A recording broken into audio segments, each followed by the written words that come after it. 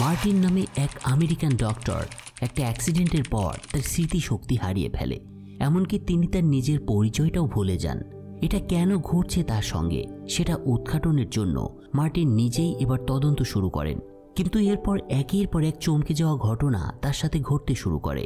তবে একেবারে শেষে যেটা মার্টিন জানতে পারেন তাতে তার বেঁচে থাকাটাই একটা চ্যালেঞ্জ হয়ে দাঁড়ায়। কি হয়েছিল মার্টিনের সঙ্গে? মার্টিন কি জানতে পেরেছিল কেন তার পরিচিত মানুষগুলো তাকে চিনতে পারছিল না, এবং কি বা তার নিজের পরিচয়? সেই ঘটনা জানতে হলে আপনাদের দেখতে হবে লিয়াম নিসন অভিনীত অসাধারণ থ্রিলার আননোনের এক্সপ্লেইন। হেই বন্ধুরা, ওয়েলকাম টু স্টোরি ফাইল। তো চলুন এবার গল্পটা শুরু করা যাক। গল্পের শুরু হয় ডক্টর মার্টিন নামে এক আমেরিকান নাগরিককে দেখানোর মাধ্যমে। মার্টিন তার স্ত্রী লিজের সাথে একটা বিশেষ কনফারেন্সে যোগ দেওয়ার জন্য বার্লিনে যাচ্ছে। তাদের প্লেনটা বার্লিনে ল্যান্ড করার পর লিজ এবং মার্টিন একটা ট্যাক্সি ভাড়া করে তাদের হোটেলের উদ্দেশ্যে রওনা হয়। কিন্তু তাড়াহুড়ো করে মার্টিন তার ব্রিফকেসটা ভুলে এয়ারপোর্টেই ফেলে আসে। কিছুক্ষণ পর হোটেলে পৌঁছালে মার্টিনের সেই ব্যাগের কথা মনে পড়ে। ফলে সেই ব্যাগটা নিয়ে আসার জন্য সে আবার যখন এয়ারপোর্টে ফিরে যাওয়ার চেষ্টা করছে, তখন তার স্ত্রী লিজকে দেখা যায় হোটেলের ভেতরে ঢুকতে। লিজ যখন চেক ইন করার জন্য রিসেপশনিস্টকে জিজ্ঞাসা করে, তখন তাকে জানানো হয় মার্টিন বা লিজ কারো নামেই কোনো রুম এখানে বুক করা হয়নি। এটা শুনে লিজ অবাক হওয়ার পাশাপাশি মার্টিনের উপরে ভীষণ রাগ হয় তার। কিন্তু এরপর যখন সে পেছনে তাকিয়েছে তখন দেখতে পায় মার্টিন একটা ট্যাক্সিতে উঠে পড়েছে এবং সে কোথাও চলে যাচ্ছে। মার্টিন যে সেই ব্যাগটা আনতে যাচ্ছিল এটা লিজ জানতো না, তাই মার্টিনের এই আচরণে একদম কনফিউজড হয়ে যায় লিজ। আর ওদিকে নেটওয়ার্ক না থাকায় মার্টিনও লিজের সাথে যোগাযোগ করতে ব্যর্থ হয়। এদিকে এয়ারপোর্টে যাওয়ার পথে মার্টিন খেয়াল করে রাস্তায় অনেক জ্যাম, তাই ট্যাক্সি ড্রাইভার তাকে অন্য একটা রাস্তা দিয়ে নিয়ে যেতে শুরু করে। আসলে মার্টিনকে অনেক চিন্তা করতে দেখে ট্যাক্সি ড্রাইভার এই শর্টকাট রাস্তাটা বেছে নিয়েছিল। এখানে একটা বিষয় আপনাদের বলে রাখা দরকার, ট্যাক্সি ড্রাইভার ছিল একটা মেয়ে এবং তার নাম ছিল জিনা। কিন্তু দুর্ভাগ্যবশত দ্রুত ড্রাইভ করার জন্য জিনা তার কন্ট্রোল হারিয়ে ফেলে এবং একটা ব্রিজের উপরে হঠাৎ করেই অ্যাক্সিডেন্ট করে বসে। এর ফলে মার্টিনকে নিয়ে গাড়িটা ব্রিজের রেলিং ভেঙে নদীতে পড়ে যায়। এই অ্যাক্সিডেন্টে মার্টিন অনেক আহত হয়। তো সে যখন ডুবতে বসেছে তখন জিনা মানে সেই ড্রাইভার গাড়ির জানলার কাঁচ ভেঙে মার্টিনকে উদ্ধার করে এবং তারপরে তাকে উপরে নিয়ে আসে। এর কিছুক্ষণের মধ্যেই ইমার্জেন্সি একটা পুলিশের টিম সেখানে এসে পৌঁছায় এবং মার্টিনকে অ্যাম্বুলেন্সে তুলে দেয়। তবে এখানে আরও একটা ঘটনা ঘটে গিয়েছিল।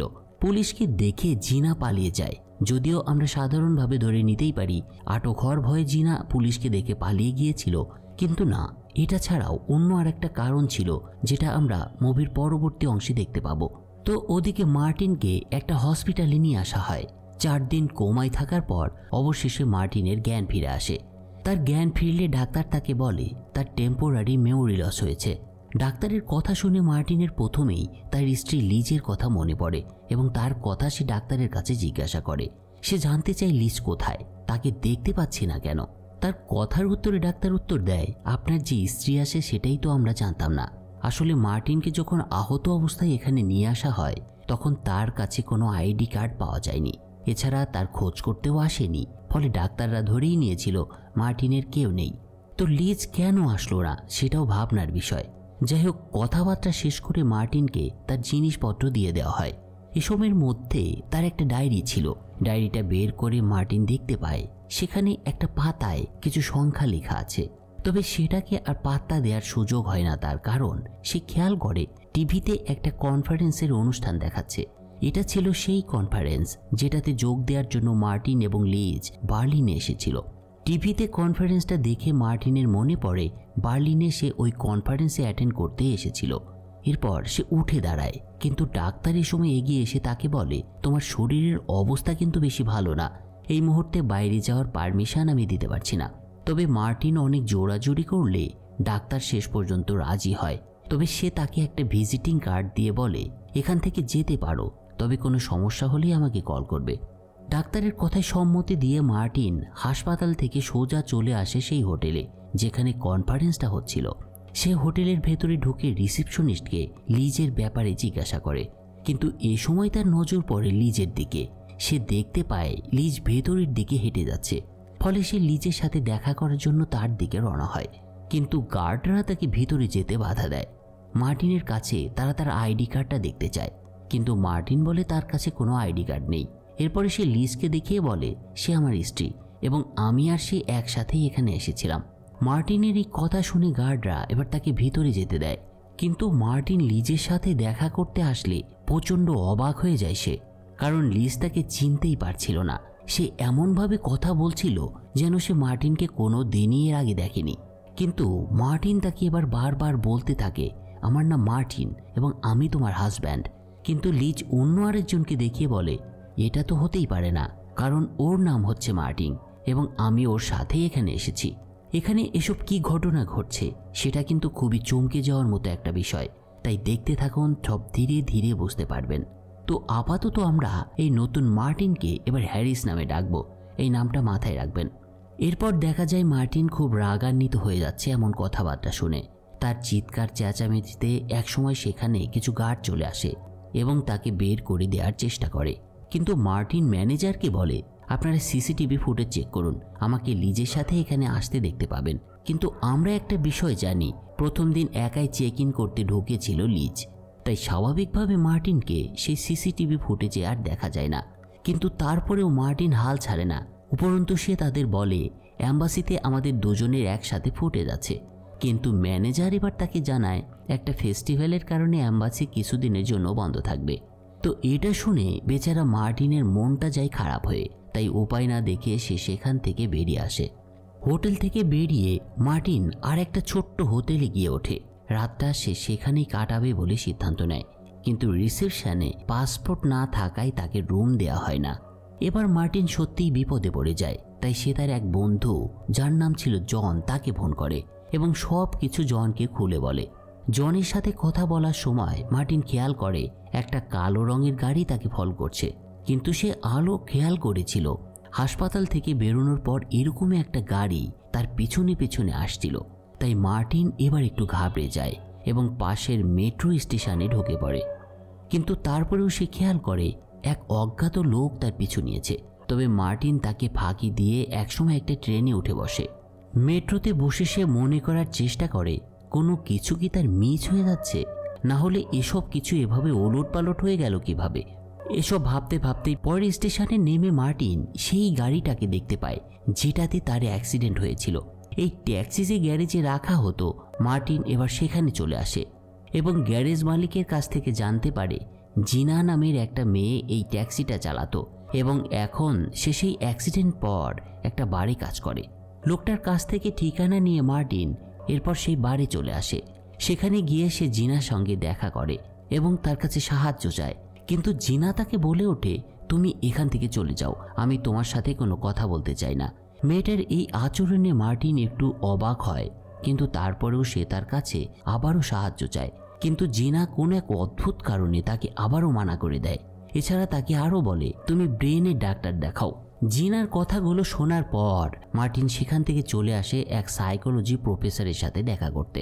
সেখানে মার্টিন সেই হ্যারিসকে দেখতে পায় এবার, এবং তাকে দেখেই মার্টিনের মাথায় রক্ত উঠে যায়। মার্টিন ভাবে প্রফেসর এবং হ্যারিস মিলে তার বিরুদ্ধে হয়তো ষড়যন্ত্র করছে এবং তাকে বোকা বানাচ্ছে। এসব সে যখন তাদের বলে তখন হ্যারিস তার আইডি কার্ডটা বের করে তাকে দেখায়। এ সময় মার্টিন খেয়াল করে সেখানে তার সাথে লিজেরও একটা ছবি আছে। এই ছবিটা দেখে মার্টিনের এবার জ্ঞান হারানোর মতো অবস্থা হয়, কারণ একই রকম ছবি মার্টিনেরও ছিল। এরপর দেখা যায় সত্যিই বেচারা জ্ঞান হারিয়ে মাটিতে পড়ে গিয়েছে। যখন তার জ্ঞান ফিরে আসে তখন নিজেকে মার্টিন সেই আগের হসপিটালেই আবিষ্কার করে। কিছুটা সুস্থ হওয়ার পর সেখানকার এক নার্স তাকে এক প্রাইভেট ডিটেকটিভের ঠিকানা দিয়ে বলে ইনি তোমাকে হেল্প করতে পারবে, চাইলে তার সাথে তুমি দেখা করতে পারো। আসলে এই নার্সটা মার্টিনের বিষয়গুলো জানতে পেরেছিল এবং সে তাকে সাহায্য করতে চাইছিল। তো এর কিছুক্ষণ পর ডাক্তার এসে মার্টিনকে বলে আমি আগেই তোমাকে বলেছিলাম বেশি স্ট্রেস না নিতে, কিন্তু বেচারা মার্টিন তার আইডেন্টিটি ক্রাইসিসে ভুগছিল, তাই চিন্তা না করে তার কোনো উপায় ছিল না। এটা সে এবার ডাক্তারকেও বলে। তার কথা হলো যদি আমি মার্টিন নাই হই তাহলে আমার লিজকে কিভাবে মনে আছে। এই কথার উত্তর ডাক্তার দিতে পারে না। এরপর মার্টিন তাকে আরও বলে আমার কেন জানি মনে হচ্ছে অনেক গভীর এবং বড় কোনো একটা ষড়যন্ত্র চলছে আমার বিরুদ্ধে। তার এ ধরনের কথার ডাক্তার এবার উত্তর দেয়, এসব ভাবার এখন দরকার নেই তোমার, আগে তোমার পুরো শরীর স্ক্যানিং করতে হবে, রিপোর্ট আসলে বলতে পারবো এক্স্যাক্টলি কি হয়েছে। ডাক্তার এরপর তাকে চেক আপ রুমে নিয়ে যায়। মার্টিনকে রিল্যাক্স করার জন্য ডাক্তার তাকে ইঞ্জেকশন পুশ করে যখন বাইরে বেরিয়ে যায়, তখনই সেই অজ্ঞাত লোকটা সেখানে প্রবেশ করে যে তাকে মেট্রো স্টেশনে ফলো করছিল। মার্টিনকে মূলত এই লোকটা হত্যা করতে এসেছিল, কিন্তু ঠিক তখনই একটা নার্স এসে পড়লে তার সাথে ধস্তাধস্তি হয় লোকটার, এবং সেই খুনিটা নার্সটাকে খুন করে সেখানে। তবে এই অবস্থার মধ্যে মার্টিন কোনো রকমে সে হসপিটাল থেকে বেরিয়ে আসে এবং একটা অ্যাম্বুলেন্সে উঠে পড়ে। কিছু দূর যাওয়ার পর সেই অ্যাম্বুলেন্স থেকে নেমে যায় মার্টিন। এরপর সে লিসকে ফোন করে, কিন্তু কলটা রিসিভ করছিল হ্যারিস, আর যে কারণে মার্টিন দ্রুত ফোনটা কেটে দেয়। এরপর মার্টিনের হঠাৎ মনে পড়ে ওই নার্স তাকে একটা ঠিকানা দিয়েছিল, তাই মার্টিন এবার সেই প্রাইভেট ডিটেকটিভের সাথে দেখা করতে চলে আসে। ডিটেকটিভের কাছে মার্টিন সব কিছু খুলে বলে এবং তাকে হেল্প করার জন্য রিকোয়েস্ট করে। তারপর সে ওই ডায়েরিটা তাকে দেখায়। ডায়েরিতে যে সংখ্যাগুলো লেখা ছিল সে বিষয়ে তার কোনো কিছু মনে পড়ছিল না। সে বুঝতে পারছিল না এই সংখ্যাগুলো কিসের ইঙ্গিত দিচ্ছে। মার্টিনের কাছ থেকে সবকিছু শুনে ডিটেকটিভ তার কেসটা নেয় এবং এরপর তাকে জিজ্ঞাসা করে, তোমার অ্যাক্সিডেন্টের সময় কে সাথে ছিল? মার্টিন ট্যাক্সি ড্রাইভার জিনার কথা তাকে বলে। ডিটেকটিভ এবার মার্টিনকে বলে সেই ড্রাইভারকে তার সঙ্গে দেখা করিয়ে দিতে, কারণ ড্রাইভারকে কিছু জিজ্ঞাসা করতে হবে তার। ডিটেকটিভের কথা শুনে মার্টিন চলে আসে জিনার কাছে। তাকে সে বারবার রিকোয়েস্ট করে সে যেন জাস্ট একবার ডিটেকটিভের সঙ্গে দেখা করে। এছাড়া জিনা সেদিন পালিয়ে গিয়েছিল কেন সেটাও জানতে চায় মার্টিন তার কাছে, কিন্তু জিনা এই কথার কোনো উত্তর দেয় না। অন্যদিকে দেখা যায় ডিটেকটিভ তার কাজ শুরু করে দিয়েছে। সে তার গোয়েন্দাদের মাধ্যমে জানতে পারে একটা মার্ডার কনস্পিরেসি হচ্ছে, আর সেটা আরব আমিরাতের প্রিন্সের জন্য, মানে প্রিন্সকে কেউ মেরে ফেলতে চায়। যদিও অলরেডি ছোটোখাটো কয়েকটা অ্যাটাক প্রিন্সের উপরে হয়ে গিয়েছিল, তাছাড়াও সে জানতে পারে মার্টিন যে কনফারেন্সের জন্য বার্লিন এসেছিল সেখানে প্রধান অতিথি হিসেবে এই আরব প্রিন্সের আসার কথা রয়েছে। অন্যদিকে মার্টিন তখনও জিনাকে বোঝানো ট্রাই করেই যাচ্ছিল। সে তাকে বারবার অনুরোধ করছিল যে তার আইডেন্টিটি ফিরে পাওয়ার বিষয়ে তাকে যেন সে সাহায্য করে। তাকে সব সত্য জানতে হবে, না হলে বড় কোনো ক্ষতি হতে পারে। মার্টিনের এ ধরনের অনুরোধে অবশেষে জিনা রাজি হয় তাকে হেল্প করতে। তারপর সে তাকে বাড়িতে নিয়ে আসে। জিনা তাকে বলে, আমি আসলে এখানে লিগ্যাল কর্মী না, আমার কাগজপত্র পাসপোর্ট সব কিছু সিজ করা হয়েছে, তাই আমি কঠোর পরিশ্রম করে টাকা জমাচ্ছি যাতে কাগজপত্র ঠিক করতে পারি। মূলত সে কারণেই সেদিন পুলিশকে দেখে সে পালিয়ে গিয়েছিল। জিনার সাথে কথা বলা শেষ করে মার্টিন যখন ফ্রেশ হতে টয়লেটে ঢোকে, তখন তাদের দরজায় অজ্ঞাত কয়েকজন মানুষ নক না করেই ভেতরে ঢুকে পড়ে এবং জিনাকে তারা মুখ চেপে ধরে। এরপর একজন মার্টিনকে খুঁজতে শুরু করে, কিন্তু মার্টিন আগেভাগেই তাদের আসার বিষয়টা টের পেয়ে জানালা দিয়ে বেরিয়ে গিয়েছিল। আর ওদিকে একজন মার্টিনকে খুঁজতে জানালা দিয়ে একসময় নিচে নেমে আসে, কিন্তু কোথাও মার্টিনকে খুঁজে পায় না সে। এদিকে দেখা যায় জিনাকে সেই গুন্ডাদের একজন ইনজেকশন দিয়ে মারার চেষ্টা করছে, আর ঠিক সেই মুহূর্তে কোথা থেকে যেন হাজির হয় মার্টিন এবং জিনাকে বাঁচায় সে। এরপর সে ওই গুন্ডাদের সাথে মারপিট করতে শুরু করে। অনেকক্ষণ মারপিট করার পর অবশেষে দুজন সেখান থেকে নেমে আসে। এরপর একটা গাড়িতে করে পালানোর চেষ্টা চালায় ওরা, কিন্তু সেই গুন্ডারাও তাদের পিছু নেয়। তারপর পুরো শহরটা তাদেরকে চেস করতে থাকে গুন্ডারা। একসময় এমন এক পরিস্থিতি তৈরি হয় যেন দুটো গাড়ি ট্রেনের সাথে অ্যাক্সিডেন্ট করে বসবে হয়তো, কিন্তু মার্টিন এবং জিনা কোনো রকমে গাড়িটাকে সামলিয়ে সেখান থেকে বেঁচে ফেরে। গুন্ডাদের হাত থেকে বাঁচতে এরপর তারা একটা ক্লাবে চলে আসে। এখানে হঠাৎ জিনা তাকে একটা থাপ্পড় দিয়ে বসে। জিনা তাকে বলতে থাকে, তুমি নিশ্চয়ই কোনো অবৈধ কাজ করেছ, এ কারণেই তোমার পেছনে গুন্ডা লেগেছে। তোমাকে হেল্প করতে গিয়ে আমিও ফেসে গিয়েছি।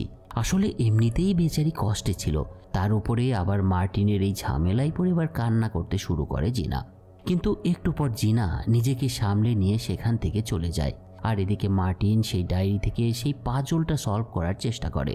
শব্দগুলো নিয়ে কিছুক্ষণ ভাবার পর মার্টিন বুঝতে পারে এই সংখ্যাগুলো দিয়ে একটা শব্দ তৈরি হচ্ছে, আর সেই শব্দগুলো দিয়ে দুজনের নামও তৈরি করা যায়।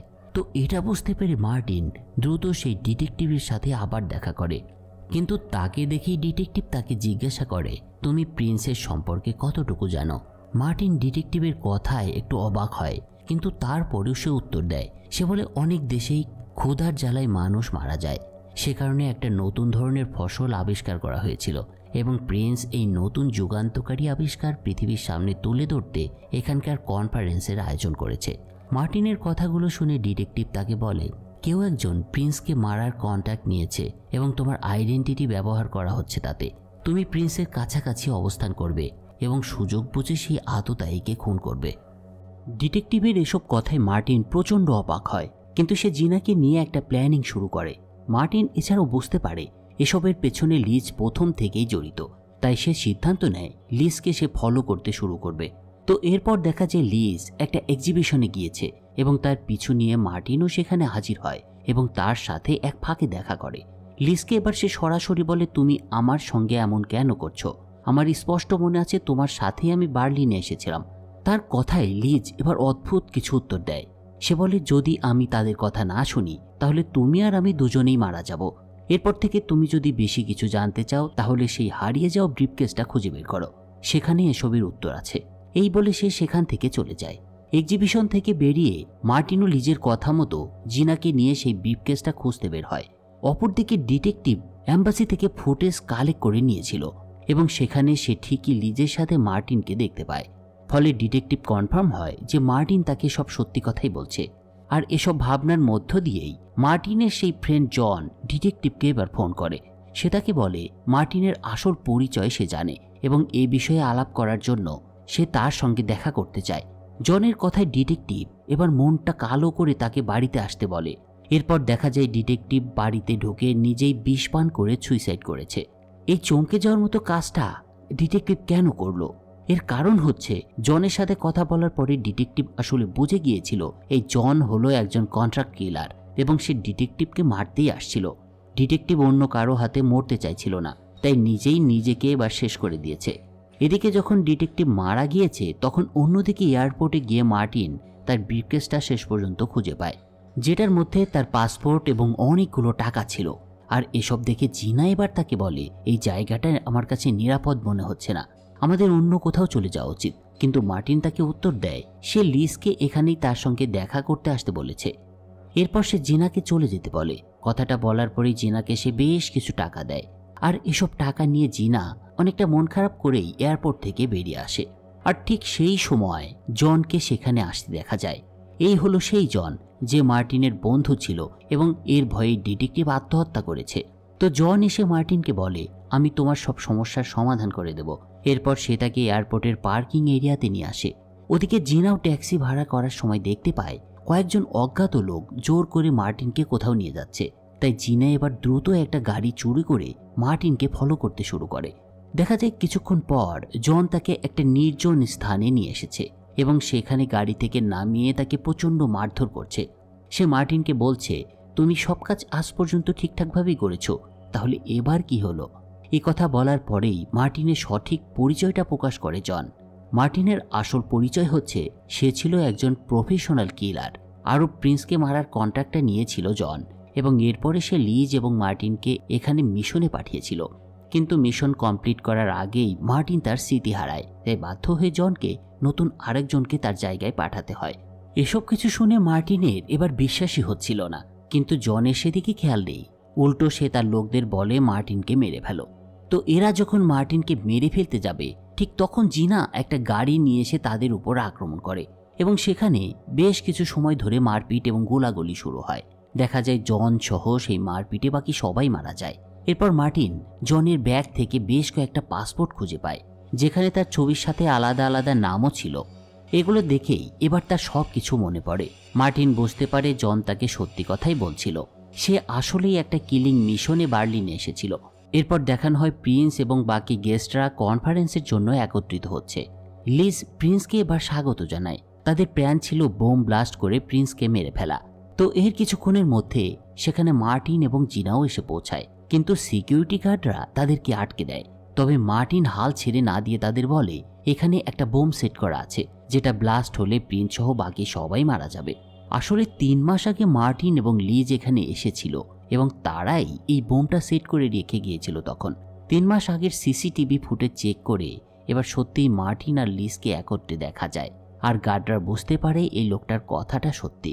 ওদিকে লিজ ততক্ষণে রিমোটের সাহায্যে বোমটা অ্যাক্টিভেট করে ফেলে, কিন্তু তারপরই সিকিউরিটি গার্ডরা সবাইকে নিরাপদ স্থানে নিয়ে যেতে শুরু করে এবং প্রিন্সকেও সেফলি এক্সিট দেওয়া হচ্ছিল, যা দেখে লিজ এবার বুঝতে পারছিল প্ল্যানটা তার কাজে আসেনি। তাই সে নিজেই এবার বোমটা ম্যানুয়ালি ডিফিউজ করতে চলে আসে।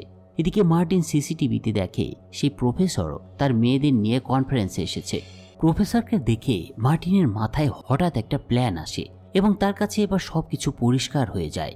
আসলে এই বোমার টার্গেট প্রিন্স নয়, এই টার্গেটটা ছিল প্রফেসর।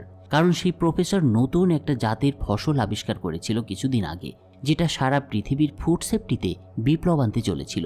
যদি এটা পাবলিক হয়ে যায় তাহলে অনেক বড় বড় কোম্পানিতে ধস নামবে।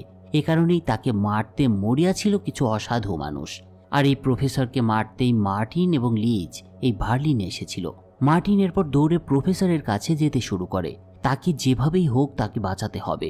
ওদিকে হ্যারিসও আগে থেকেই প্রফেসরকে মারার জন্য তার দিকে এগিয়ে যাচ্ছিল। এরপর দুজনের মধ্যে মারপিট শুরু হয়, আর ওদিকে লিজ সেই বোমটা এবার ডিফিউজ করার আগেই সেটা ব্লাস্ট হয়। দেখা যায় লিজ অন দ্য স্পটে মারা যায়। আর এদিকে মার্টিনও বেশ কিছুক্ষণ হ্যারিসের সাথে মারপিটের পর তাকে হত্যা করে। মোটামুটি সবকিছু শান্ত হয়ে আসার পর সে জিনাকে নিয়ে বাইরে বের হয়ে আসে। এই ঘটনার কয়েকদিন পরের দৃশ্য দেখা যায়। এবার প্রফেসর কনফারেন্স করে তার আবিষ্কার পাবলিকলি প্রকাশ করে দিয়েছে, যার ফলে পৃথিবী থেকে দারিদ্রতা কিছুটা হলেও কমে আসবে বলে ধারণা করা হচ্ছিল। ক্ষুধার কারণে কাউকে এবার মরতে হবে না, এটাই ছিল প্রফেসরের এই আবিষ্কারের মূল লক্ষ্য। অন্যদিকে মার্টিন এবং জিনা এতদিনে একে অপরের সাথে মেলামেশার পর নিজেরা একে অন্যকে পছন্দ করতে শুরু করেছিল এবং তারা দুজনে একসাথে থাকার সিদ্ধান্ত নিয়ে নেয়। মার্টিন এবার নিজের জন্য একটা নতুন পরিচয় তৈরি করে, পাশাপাশি জিনাকেও একটা ফেক পাসপোর্ট তৈরি করে দেয় সে। এরপর দুজনে মিলে নতুন জীবন শুরু করার জন্য বেরিয়ে পড়ে।